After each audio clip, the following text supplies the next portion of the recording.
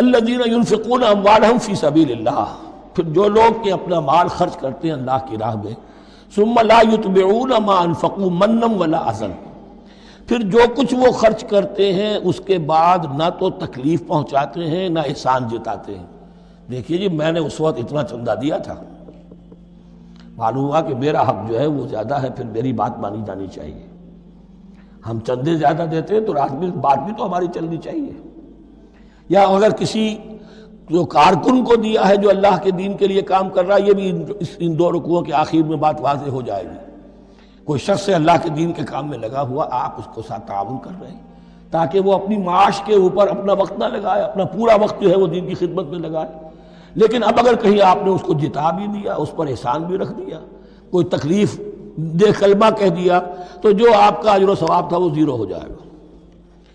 الذین ينفقون اموالهم فی سبیل اللہ ثم لا یتبعون ما انفقوا منا ولا اذى، جو انفاق کرتے ہیں اس کے بعد اس کے پیچھے نہ تو جتلاتے ہیں نہ کوئی اور تکلیف پہنچاتے ہیں۔ لہم اجرہم عند ربہم ولا خوف علیہم ولا هم یحزنون، ان کا اجر ان کے رب کے پاس محفوظ ہے اور ان کے لیے مغفرت ہے۔ ولا خوف علیہم ولا هم یحزنون، ان کے اوپر نہ کوئی خوف ہوگا اور نہ کوئی ان کو حزن سے دوچار ہوں گے۔